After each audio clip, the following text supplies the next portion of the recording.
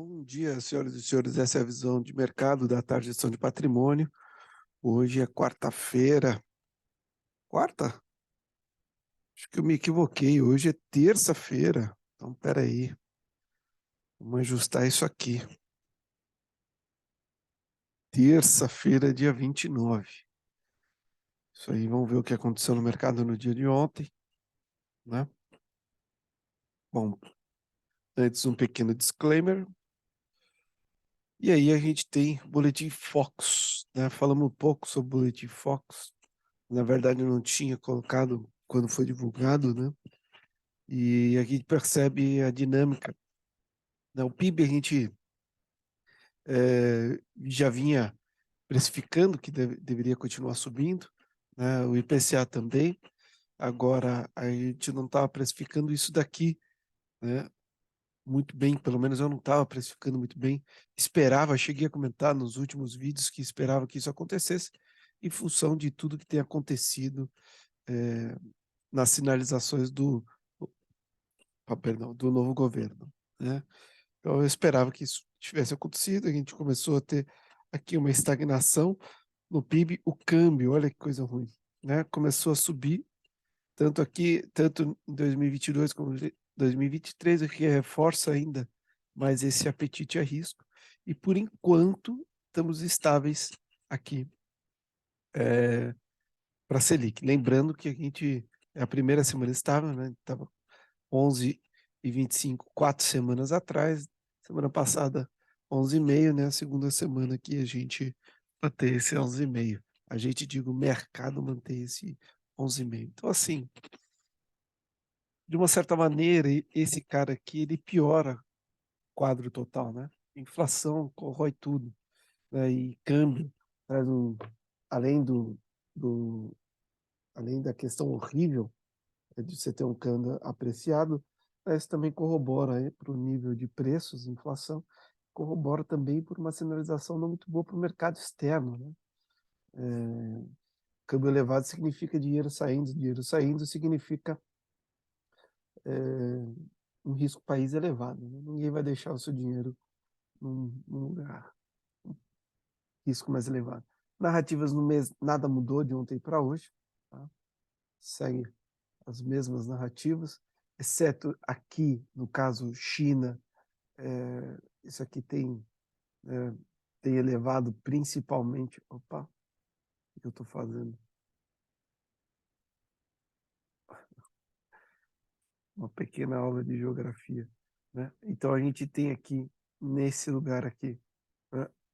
A gente tem definitivamente uma situação complicada aí, e nessa região, né? A China literalmente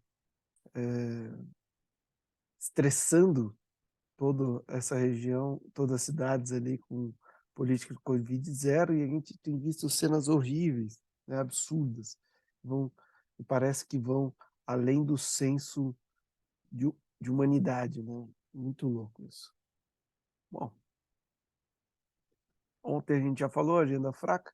Hoje a gente já abre o dia com uma notícia boa do IPC, né? Era esperado 7,4, veio 6,8 da Espanha. De uma certa forma, mostra aí uma desaceleração, um número alto, porém mostra uma desaceleração do que era anterior e do que é expectativa. Então, a sinalização até que boa.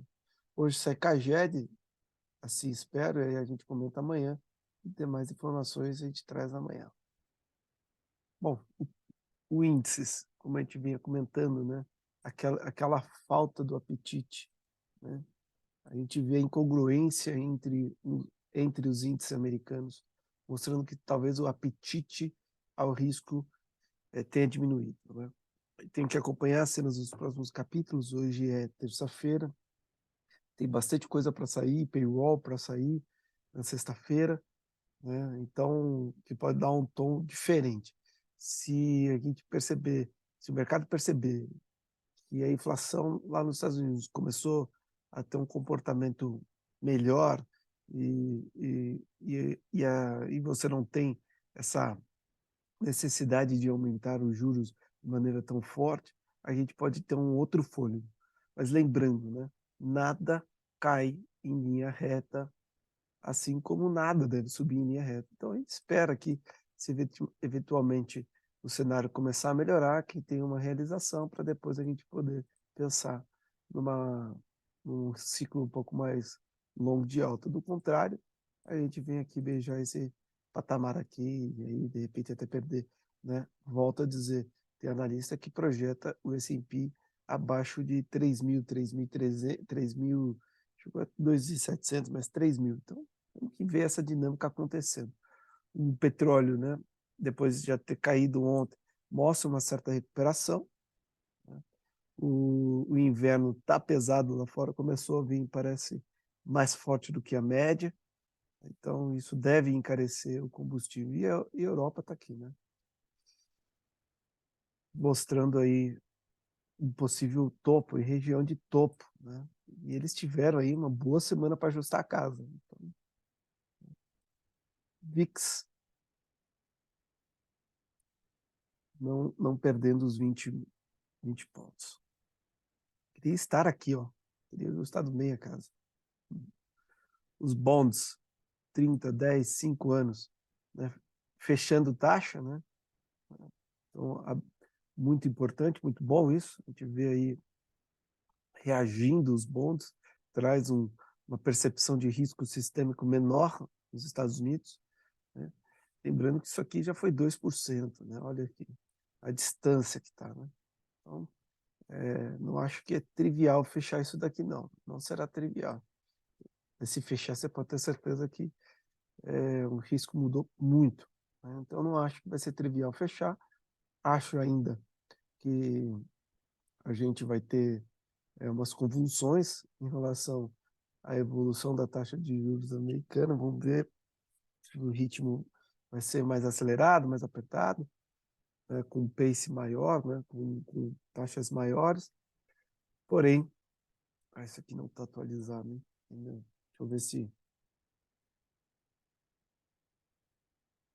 Bom, não está atualizado, a gente vê no outro radar aí. Então, é esperado ainda, eu espero que provavelmente a gente tenha um pouco de ajuste, pelo menos na parte da renda variável, mas não acredito também que a gente vá fechar ou buscar esse patamar aqui nos 10 anos, enfim, tem muita coisa ainda para ajustar, para melhorar. Aqui é provável que possa encontrar aqui, porque aqui é muito mais volátil. Né? Mas, enfim, minha expectativa é de que também a gente tem um certo nada sobe linha reta, então capaz de a gente ter um ajuste aqui. O ouro, né, querendo fazer um fundinho aqui, talvez para testar esses limites. E o minério de ferro eu não tenho aqui, mas a gente olha aqui, ó, o minério de ferro 93, uma alta 0,32, né, melhorando aí o minério de ferro. Bom, alta surpreendente dos principais índices da China, né, mais de 3%. Talvez deva ter, deixa eu ver se eu sem aqui as minhas.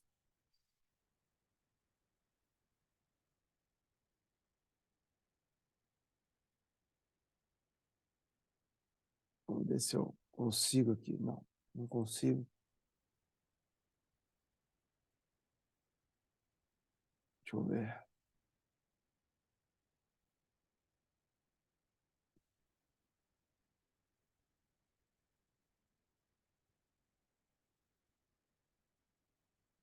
Vamos ver aqui rapidinho. Uma alta muito forte, né? Muito forte.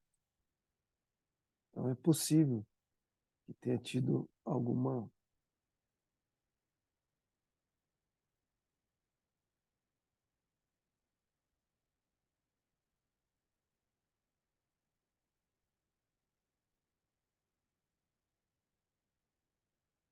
É, o histórico aqui não tá mostrando. Deixa eu ver aqui.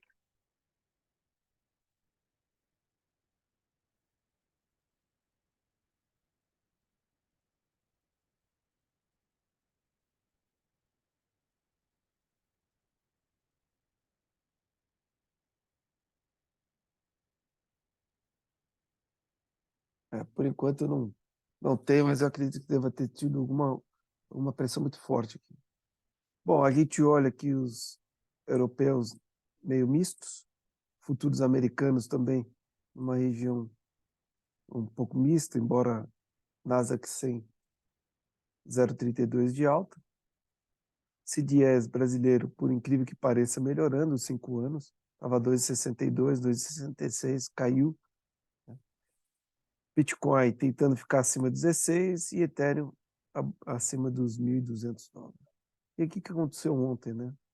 Novembro, fechando aí 6,3 negativo, mais uma queda ontem, 0,18, um mês muito ruim, um ano também muito ruim, projetando um retorno abaixo da poupança, inclusive, então realmente um retorno muito ruim. Os estrangeiros, ontem, no índice, contrato positivo, ontem aumentaram bem essa posição. Os nacionais, estoque negativo e também aumentaram essa posição. No dólar, os estrangeiros têm um estoque positivo, diminuíram um pouco essa posição. Os nacionais têm um estoque negativo e também diminuíram bem essa posição. E aqui, né? Olha só, brigando nessa região aqui. Perdeu essa região aqui, deve vir com força para baixo, porque está brigando muito aqui nessa região. Né? Depois de uma recuada. A única questão assim, a queda tem vindo com menos volume. Isso dá um certo ânimo pensar que pode ser aqui. E depois, junto com o indicador do BTC, vou trazer para vocês um alívio, traz ainda para mim uma expectativa de que a gente possa dar uma subida. Né?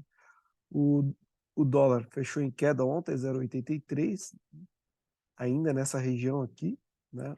Olha só. Não consegue passar também nessa região. O futuro DI 5 anos queda de 1,47. Então a expectativa ainda é positiva para o Ibovespa, mas não tanto. A gente tem aqui uma briga aí na região talvez de 114 mil pontos, e o dólar voltar a fechar abaixo dos 5.300. Tá? Mas assim, sem muita otimismo. O mensal, olha só o mensal como feio, né? É praticamente no índice, cadê minha reguinha? Engolfando o mês anterior, que abre de fato mais apetite para cá. Tem 2 dias, tem hoje mais 2 dias, né? Hoje e amanhã, perdão. Então, assim, dificilmente a gente vai mudar esse cenário, a não ser que há uma notícia muito positiva, e que a gente suba 3, 4, 5%, como aconteceu na China. Mas ainda assim, engolfando o mês passado, o cenário deteriorou muito forte na minha visão. A Petrivale 0,33 de alta, os demais ativos 0,47 de queda, no agregado 0,13 do IBX100. Né? Variação dentro da normalidade, volatilidade em patamares altos, olha aqui, ó. Fechamento ontem forte da curva, DI, mas mesmo assim não foi o suficiente para impulsionar o resto das bolsas. Volatilidade ainda alta. Bom, maiores altas do dia, maiores baixas do dia, na semana, no mês e no ano. Né? Olha só a semana, começou feia com tudo aqui, né? Muito ruim. Volatilidade segue aí no radar de alguns ativos, principalmente fixa 11, ouro. Né? E aqui o indicador que eu falei para vocês, o BTC aliviando. Né? Ou seja, o mercado devolvendo o estoque, praticamente zerando, ó, zerou novembro, ficamos aqui praticamente negativo. Então, uma notícia boa, o que me faz acreditar que sim, a gente pode ter um suspiro aí para alta no curtíssimo prazo. Né? Agora, interessante saber se a gente teria uma notícia, uma clareza um pouco maior do atual governo. Enquanto lá, acho que fica um mercado muito pesado, embora aqui, nitidamente, percebe-se que os participantes têm devolvido aí os ativos para os doadores. Então, basicamente, os mais alugados, os mais devolvidos. Basicamente é isso. Perdão, a curva de juros aqui fechou um pouco, né, como a gente viu, mas ainda em patamares bem elevados. Né, bem elevados. Olha a diferença de 30 dias, né, 10 dias, muito elevados ainda. Então é isso, basicamente é isso. Agradeço a atenção de vocês até aqui, desejo um bom dia e qualquer sugestão, comentário, deixar aí no vídeo. ou mandar pelos contatos. Obrigado e até breve.